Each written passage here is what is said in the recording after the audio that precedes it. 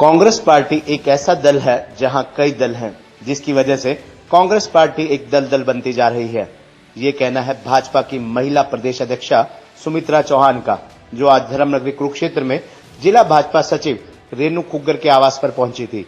आकाश नगर colony में भाजपा जिला सचिव रेणु खुग्गर के आवास पर पहुंचने पर उनका भव्य स्वागत किया गया। इस दौरान प्रधानमंत्री नरेंद्र मोदी की उपलब्धियों संबंधी एक केक भी काटा गया। इस दौरान खबरनामा हरियाणा से विशेष साक्षात्कार में उन्होंने कहा कि कांग्रेस एक राजनीतिक दल का आवरण है।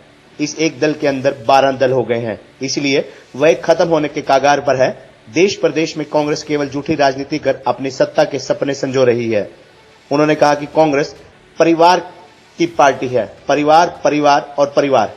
कांग्रेस में काम करने वाले व्यक्ति को मौके पर पीछे कर दिया जाता है। वहीं दूसरी ओर भाजपा एक विचारों की पार्टी है, जो विचारों पर चलती है।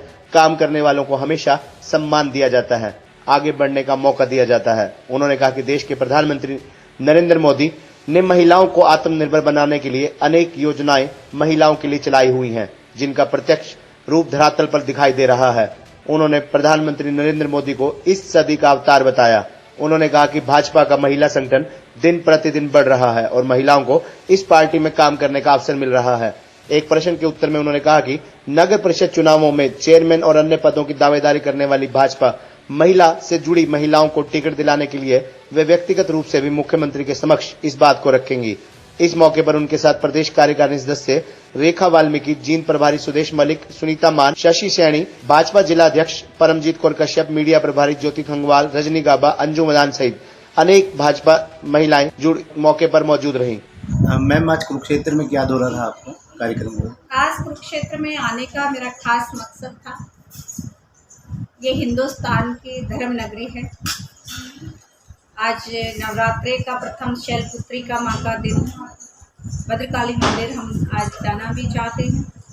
सबसे बड़ी बात, खास बात आज ये थी कि कुरुक्षेत्र में इसलिए हम आए कि 20 वर्ष आज माननीय देश के प्रधानमंत्री नरेंद्र मोदी जी के सफल सत्ता के जीवन की, शासन के जीवन की मुख्यमंत्री और प्रधानमंत्री के रूप में 7 अक्टूबर को आज पूरे हो गए। 21वां वर्ष शुरू हो गया है। 7 अक्टूबर आज से 20 वर्ष पहले गुजरात के मुख्यमंत्री के रूप में और पिछले 7 सालों से देश के प्रधानमंत्री के रूप में जो सेवाएं दी हैं, अंतिम व्यक्ति को सरकारी योजनाओं का लाभ मिले, अंतिम व्यक्ति मुख्य धारा से जुड़े, आदि आबादी को पूरा हक मिले, सम्मान, समानता और सुरक्षा की भावना से हरियाणा वो धरती है जो माननीय प्रधानमंत्री जी ने बेटी बचाओ बेटी पढ़ाओ का नारा सबसे पहले प्रधानमंत्री बनकर हरियाणा की भूमि पानीपत में आकर दी। आज हरियाणा की बेटियां बची भी, जो सेक्स रेशो में परिवर्तन आया। एक वक्त ऐसा था हरियाणा का झज्जर जिला शर्म से हमारा सिर झुक जाया करता, और आज जो बदलाव आया है, तो जितना सरकार ने सख्त कानून की उसको धरातल पे उतारा, इम्प्लीमेंट किए, उसका लाभ हो। उज्ज्वला जैसी योजनाएं देकर सिर्फ धुएं से नहीं बचाया, परिवार जो पेड़ पौधे कटते थे, पर्यावरण को भी बचाया, महिलाओं को बीमारी से भी बचाया, शौचालय हर घर में देकर जो बहनें हमारी शाम का इंतजार किया करती, बड़ी दुर्घटनाएं हुआ करती, छेड़खानी की बहुत सारी दुर्घटनाएं। ऐसे देश के प्रधानमंत्री ही नहीं हो सकते। इस सदी के अवतार हैं नरेंद्र मोदी जी, जो इतनी गंभीरता से अंतिम व्यक्ति की बात सोचते हैं, उसकी कठिनाई को अपनी कठिनाई बनाते हैं और उसका समाधान करते हैं। चाहे वो देश के सम्मान को विश्व में ऊपर लाना हो, मुख्य धारा में लाना हो, धारा 370 जैसे जो राजनीतिक दल कांपते थे डिसीजन लेने के लिए, 1 मिनट में सुलझा दिया। राम मंदिर जैसा, हम हिंदू राष्ट्र में रहते हैं, चाहे ट्रिपल तलाक की बात हो, हमारी मुस्लिम बहनें नरक के जीवन जीती थी। एक बार किसी व्यक्ति ने कहा ट्रिपल तलाक तलाक तलाक और जीवन नर्क में हो जाता था। इतने बड़े फैसले ये साधारण व्यक्ति तो नहीं कर सकता। असाधारण व्यक्तित्व ही नहीं, इसलिए वो अवतार है। अंतिम व्यक्ति को मुख्य धारा में जोड़कर समाज की हर बुराई को दूर कर ये कोई देव तुल्य व्यक्ति ही सोच सकता है, देवता के रूप भी सोच सकता है। आज हम कुरुक्षेत्र की इस पावन धरा पर आकर माँ हीरा बहन को बधाई देते हैं। आज वो शताब्दी पूरा कर चुकी हैं, 100 वर्ष की हो चुकी हैं, और ऐसी माँ ने जिस नेतृत्व को, जिस अवतार को जन्म दिया है, ये इतिहास बनेगा और पूरे भारत को फिर से सोने की चिड़िया, विश्व गुरु बनाने की तरफ लेके जा रहे हैं नरेंद्र मोदी जी। ऐसे प्रधानमंत्री की माता श्रीमती हीराबेन को हम कोटि कोटि आभार व्यक्त करते हैं कि आज देश फिर से विश्व गुरु की तरफ बढ़ रहा है। मैडम, महिलाओं के उत्थान हेतु जो भाजपा ने, नरेंद्र मोदी जी जिन योजनाओं का आपने जिक्र किया है, हरियाणा महिला भाजपा टीम जन जन तक, महिलाओं तक उन योजनाओं को लाभ पहुंचाने के लिए क्या कदम उठा रही है महिला भाजपा टीम? हरियाणा महिला मोर्चा, हरियाणा भाजपा महिला मोर्चा जी लगातार पूरी टीम को हर सप्ताह 2 या 3 स्कीमें पकड़ती है और अपने बूथ स्तर पर लेकर जाती है, उनका प्रचार करती है। जिनके लिए वो स्कीम्स बनी है, चाहे उज्ज्वला है, चाहे दूसरी है, चाहे हमारी लाडली है, बहुत सारी स्कीमें हैं। और लेकिन स्कीम को प्रचार करने के लिए ना, इम्प्लीमेंट धरातल पे करवाने के लिए हमारी बहनें स्वयं साथ लेकर जाती हैं, अधिकारियों के पास जाती हैं, कोई कमी पेशी होती है तो उसको पूरा करवाती हैं, लेकर जाती हैं। हर घर में हर लाभार्थी को उसका लाभ मिले, हमारी हरियाणा महिला मोर्चा की टीम ये कार्य बूथ स्तर तक। मैम, जब से आप प्रदेश अध्यक्ष का कार्यभार आपने संभाला है, जिस प्रकार हम कहते हैं कि भाजपा विश्व की सबसे बड़ी पार्टी है, तो हरियाणा में लगभग कितनी महिलाएं, कोई फिगर, कोई लगभग आंकड़ा ही हो कि कितनी महिलाएं नई जो भाजपा की सदस्यता ग्रहण की है?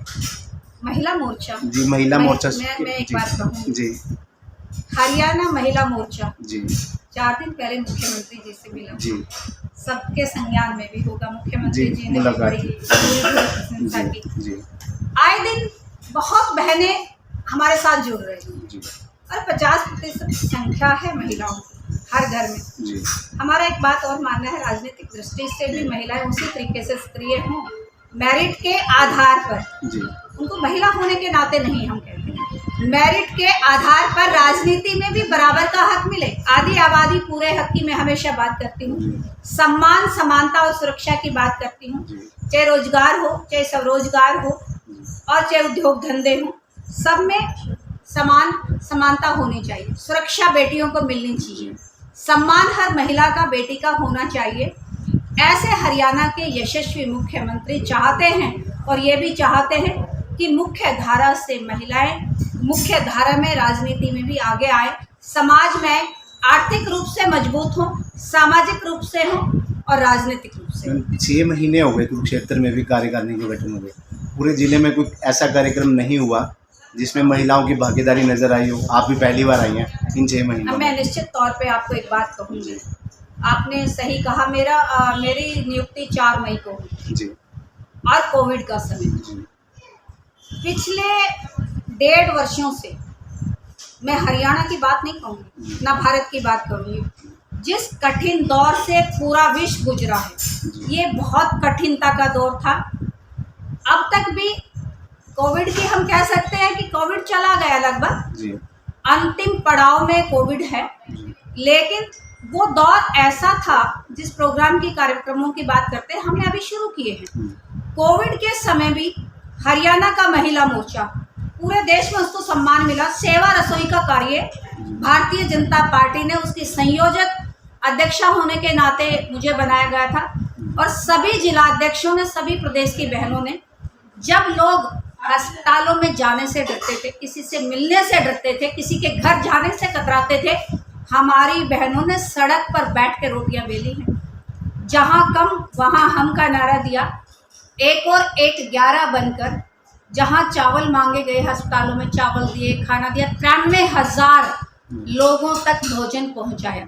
जो कोविड पेशेंट थे उनको, उसके एक सहयोगी को घर में ज़रूरत थी, घर में कहीं सूखे अनाज की ज़रूरत थी वो, तो हरियाणा की महिला मोर्चा ने समय की आवश्यकता के अनुसार जो कार्य करना चाहिए था, जो मानवता का प्रथम धर्म था, क्योंकि सेवा रसोई महिलाओं के नज़दीक का है, जैसे अपने बच्चों की केयर करते हैं ऐसे भी उस समय में, कठिन दौर में अपने भाइयों की, अपने सहयोगियों की और समाज में जहाँ से भी दिक्कत आ रही थी, महिला मोर्चा ने आगे बढ़कर एक राष्ट्रीय दल की महिला होने के नाते, कार्यकर्ता होने के नाते सक्रिय भूमिका निभाई।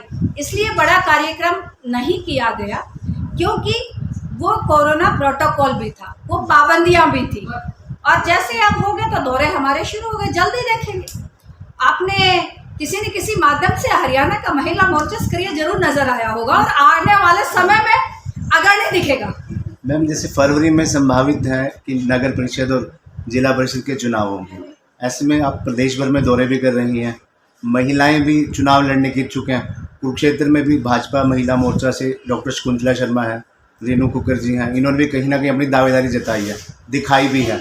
ऐसे और क्षेत्रों में भी होंगी, तो क्या आप महिला मोर्चा की प्रदेश अध्यक्षा होने के नाते मुख्यमंत्री से भी मांग करेंगी कि हमारी इन महिलाओं को भी टिकट मिलनी चाहिए, या कोई जो परिवारवाद चला रहा है उन्हीं को टिकट बरकरार रहेगी? मैं आपके संज्ञान में लाना चाहती हूँ, अगर आपके पास इस बात की खबर हो जी, 4 तारीख को भी हमने अपना पक्ष बहुत मजबूती से रखा था जी, और निश्चित तौर पर मैडम, पक्ष रखना एक अलग बात है, उस पक्ष मजबूती के साथ स्टैंड लेना कि इन लोगों को मिलना मेरी बात में आपको एक बात कहना चाहूँ, राजनीतिक दल का निर्णय जी, दल का निर्णय बहुत सारे आकलन के बाद होता जी, वो सर्वमान्य होता है, हर एंगल से देखा जाता है, बहुत सारे समीकरण होते हैं, और जब एक समूह निर्णय लेता है, मैं अभी भी चुनाव समिति सदस्य भी हूँ, अभी अलनाबाद की बैठक हुई जिसमें भी मैंने अपनी बहन का पक्ष रखा था, लेकिन एक एंगल नहीं, चुनाव जब लड़ाया जाता है तो बहुत सारे एंगल देखे जाते हैं,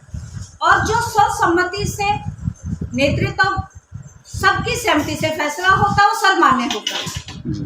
मत अनेक निर्णय, और भारतीय जनता पार्टी का खूबसूरत एक तरीका यही है, सबके मत लिए जाएंगे, और जो प्रभावशाली व्यक्तित्व होगा निश्चित तौर पे मैं महिला के पक्ष में रहूंगी, और जो मजबूती से पक्ष रखा जाएगा मैं एक अच्छी पैरोकार हो सकती हूँ। लेकिन भारतीय जनता पार्टी जो चुनाव जीतने वाला कैंडिडेट होगा उसको आगे रखेगी, और वो निर्णय सारी बहनों को मान्य हो। मैम, जैसे आपने अलनाबाद चुनाव की बात की, उसमें आपकी एक भूमिका भी है। भारतीय जनता पार्टी ने जो उम्मीदवार घोषित किया कांडा जी को, और आज उनका किसानों ने विरोध किया, बहुत ज़्यादा विरोध हुआ उनका, तो क्या कहीं लगता है कि उम्मीदवार का चयन सही किया गया? उम्मीदवार का चयन बहुत सारे, मैंने कहा कि बहुत सारे पहलुओं पे काम करता है। आपको एक बात मैं बताना चाहती हूँ, सिरसा की ही पृष्ठभूमि में, सिरसा की पृष्ठभूमि में 2 तरह का वातावरण है, एक चौटाला के साथ, एक चौटाला के अगेंस्ट जी।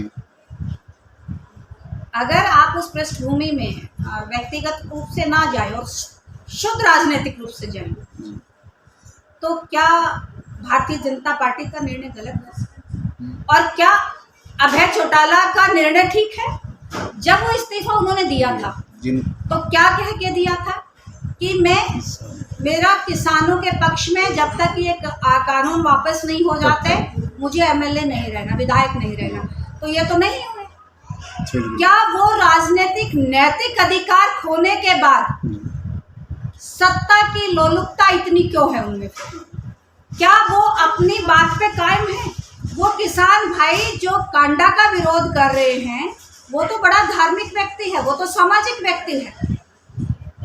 क्या वो अगर किस परिवार ने सताया हुआ सभी जानते हैं, पूरा हरियाणा जानता है, लेकिन कांडा तो पार्टी का निर्णय है, भारतीय जनता पार्टी का निर्णय है, कैंडिडेट बिल्कुल सही है, बहुत मजबूत है और चुनाव जीतेगा।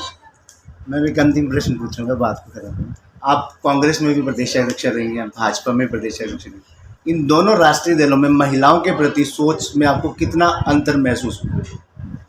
बहुत अंतर है। कांग्रेस में मैं एक लंबे अरसे में, ये कहा जाए कि जन्म से लेकर 7 सितंबर 2019 तक मैं कांग्रेस में रही। मैं सरकार में भी रही और संगठन में रही और बड़े पदों पर रही, लेकिन कांग्रेस के अंदर आम व्यक्ति का मेरिट के आधार पर आगे बढ़ना असंभव है। वो एक परिवार की पार्टी है।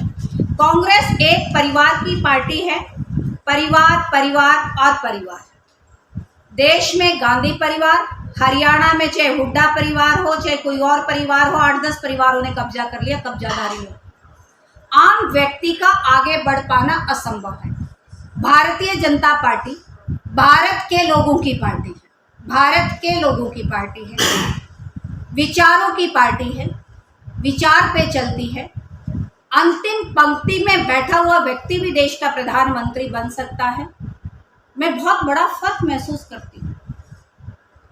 यहाँ पे मेरिट के आधार पर चुनाव होता है, हर पहलू के विचार पर। यहाँ पे ये नहीं देखा जाता इसका पिता मंत्री रहा, इसका दादा मंत्री रहा या इसका ये रहा। आपने जो बोया है वही काटोगे। भारतीय जनता पार्टी विचारों की पार्टी है, मूलतः कार्यकर्ताओं की पार्टी है और कार्यकर्ताओं में से ही चुनाव होता है।